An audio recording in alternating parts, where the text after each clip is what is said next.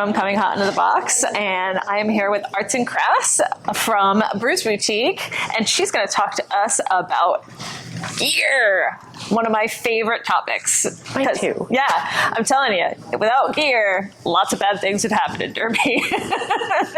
Oh yeah. Yeah, so first we're going to talk about elbow pads, and that's going to go right here. That's right. So, not here or here, but here. So, Crass, why don't you tell us a little bit about these elbow pads? So one of our most popular brands is 187. We carry a lot of their products. Yeah. But they have 3 different styles of elbow pads that are going to work perfectly for Derby. The reason why they work perfectly for Derby is they have some high impact foam. They also have this nice little cap that's going to protect that little bone right here. So when you are falling backwards, it's going to give you scuff protection up here and down here, and then you have that impact protection here. So it's going to disperse all of that impact. So the different iterations, if you are someone that falls a lot, the Pro Elbow is probably the best for you. This one has a little bit of extra impact foam towards the top and the bottom. This is for people that need, if you are one of those people that like falls and drags your elbow, this is going to protect you up here and down here. It's not necessarily the best for roller derby, but a lot of people really dig it. The reason why it's not the best is just because it's a lot of extra padding, and some people like to have the mobility in their elbows when they're skating. So these are really good for like ramp skating, park skating, things of that nature. I wouldn't shy away from putting these on for roller derby, but they're not entirely necessary. They do have a larger cap, so falling harder on cement, it's going to have a bigger disbursement area. Their other iterations are the Slim and the Fly. This is also known as the 187 standard elbow pad, so if you go to buy it somewhere else, they will just be called the 187 elbow pad, and then the Slim Baby. So with these are great for beginners. They're going to give you that scuff protection at the top and the bottom. It's going to protect you right at the radial when you fall right down on your elbow. But these will sometimes feel a little bulky because they have a standard crook in them. So when you put them on, it encourages you to kind of bend your elbows so you skate a little bit faster. But they're not for everyone. I wouldn't be able to wear them. My sensory stuff would get all wacky. And these are the ones actually that I do wear. Yeah. But you're right. It does kind of put like a permanent bend in my arm. Yeah. A lot of 187 gear is designed specifically to help you hold your body in a different position. So if you look at all of their knee pads and their elbow pads, there's a little bit of a bend at the top to keep your bent knees, bent elbows for those skating positions. And then the Slim is exactly what it says it is. So it doesn't have an adjustment strap at the bottom. It's a fixed elastic, so they stay in place. They have a nice little neoprene sleeve, so it's going to keep them nice and snug to your body. But the cap is a little bit slimmer to the body as well, whereas on the Fly it kind of sticks out a little bit more. And then there's less padding at the top and the bottom, so it's slimmer feature to your body. These are really great for roller derby because less padding means less sweating. And then that fixed elastic, you don't have to worry about adjusting it every 10 minutes. Whereas these have 2 Velcro elastics for both of these. And I do find that on gear and on pads, that's mostly the reason why I'm replacing my pads is because the Velcro has just died and doesn't hold anymore. Same. So it's nice that it has that slide on when you don't have to have the ripping open every time. The only drawback with these is if you are someone whose weight ebbs and flows with how much you're skating or how active you are, that fixed elastic as it stretches out through bigger sizes, it's not going to retain its shape as you slim down in those areas as well. So the double elastic with the Velcro fixture might be your jam.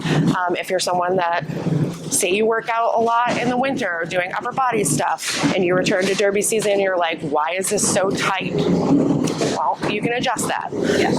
But the fixed elastic, it's kind of staying where it is, or if it stretches out, it's never going to come back to that shape again.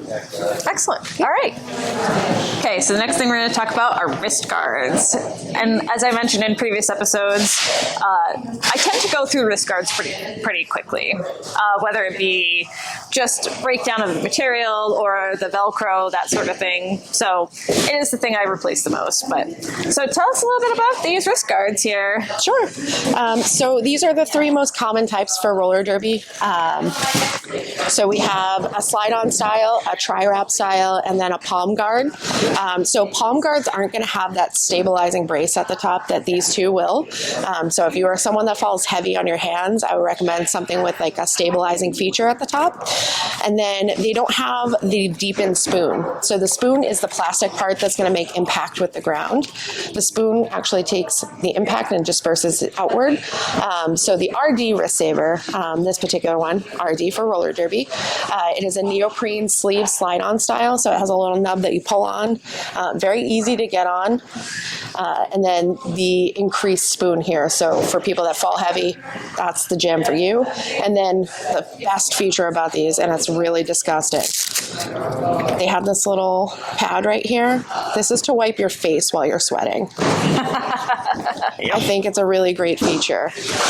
But if you are someone that swells a lot when you're skating, you might want to stay away from this style because that neoprene is like pulling on and off a wetsuit. Yes. But that means it's going to stay nice and secure. Also, if you're someone that wears a fitness watch, not for you. Nope. Sweet. I actually had to get rid of I changed these out. I needed new ones anyway, but it didn't fit over my fitness watch. And I was like, well, I'm going to get one of these. Yeah, I'm a tri-wrap girly. Yeah, I like tri-wraps. So these ones from S1, every brand that we carry has a style almost identical to this, but these are the newest ones from S1. The materials are a little bit upgraded from some of the other ones that we sell, but the tri-wrap gives you the most adjustable fit. So if your body is one size on one side and one size on the other, these will kind of adjust with you. And then also if you're a sweaty girly, they are easier to adjust as well and get off your body. I like this style because I wear a big chunky Apple Watch and I wear my watch with this, no problem.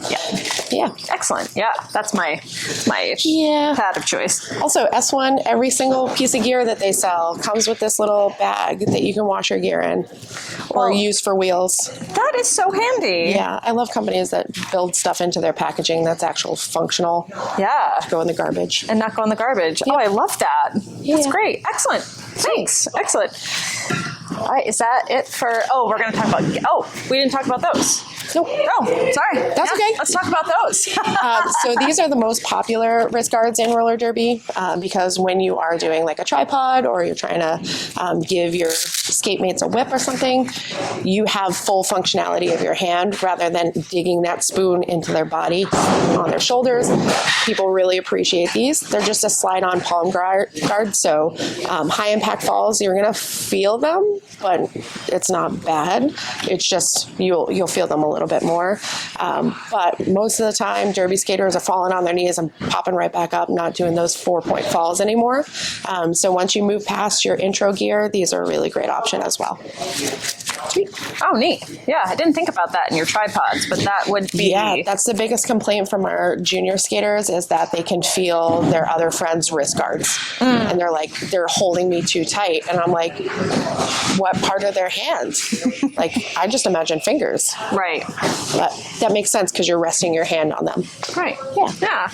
Excellent. So next we're going to talk about knee pads. So I know I'm really passionate about knee pads because I've had knee surgery, and I feel it's super important, especially when making people comfortable about falling. So knee pads, I think, are key for sure. Absolutely. So let's talk about the different kinds. Sure. So starting with 187 again, this particular brand has, again, 3 iterations. You got the Fly, the Slim, and the Pro. The Fly is going to be exactly like the elbow pad itself. You have a fixed, you have an adjustable strap down at the bottom. You have the Velcro strap at the top. These don't have any soft foam. So if you're looking for something with cushioning, it's not going to provide that for you. This is just a standard foam, standard impact. So when you're first starting roller derby, these are a really great affordable option because they come in the 6-packs that we sell as well. And they have that, again, that shape where it gives you that crook in the knee to encourage you to keep your knees bent and soft. when you start to move on and do hitting and things like that, where you're not going to be able to control your falls as much, because these are just like gentle knee tap pads, I would recommend moving on to the Slim or the Pro. Let me get rid of that one for now. All right. So the Slim and the Pro are very similar. The Pro has a butterfly closure. So if you look at the back of it, it has 2 neoprene straps and 2 adjustable Velcro straps. A lot of people really dig these because if you are like me and forget to put on your knee pads before you put on your skates, that's the jam. You don't have to de-gear from the ankles down to get these bad boys on. The problem with these bad ones is that they're bulky. They stick out a little bit. So if you have problems doing your crossovers, or if you want something slim feature, those won't be for you. Another really great benefit, replaceable caps. So if you're someone that falls really heavy, these are the ones for you, because you can replace these without replacing the whole pad. And they come in colors. So if you're really in love with your league or have a favorite color and you want to show off, you can put those on there. Yep. The Slim is almost identical to that, but again, slim. So it has this built-in rainbow foam. So it's dual density. You have the standard foam here, and then you have another memory foam rainbow that goes around your kneecap. And then it has the neoprene backing, so it keeps it nice and snug to your leg. These are the ones I wore for 6 years before I had to replace them. And the only reason why I replaced them, elastic stretched out because my legs got bigger. They also have that nice adjustable Velcro at the back too. These you have to remember to put them on before your skates, or else you're taking everything off again. These don't have the replaceable cap. They have the riveted cap, but I've never replaced one, knock on wood, in the 6 years that I had them. They're still kicking around my trunk right now. But I've moved on. I've grown up. And they smell really bad. Sweet. All right, so that's 187. All right, so let's talk about the S1, because you were raving about it off camera. Yeah, they're really great. So this is their 4th generation. And the reason why it's the 4th generation is because they've taken customer feedback over the years and really put it into a beautiful pad. If you like the butterfly closure style of the Pro, but you don't like the bulkiness, this one's for you. So you get the butterfly closure, and then you have this like nice sweat wicking material in the back, and then it's all memory foam. So it's like falling on a cloud. And they have split sizing. So if you're in between sizes, they have a medium large option for people that have a thicker upper leg and a smaller lower leg, which works for a lot of our customers. And then you get the beauty of the replaceable cap again. And then Smith Scabs also makes a very similar version. The reason why these are a little bit different is the quality of the materials. But this is what I'm in right now, and I really dig them because of the butterfly closure, quick on and off, replaceable cap, so it's just Velcroed on there. And then it has memory foam.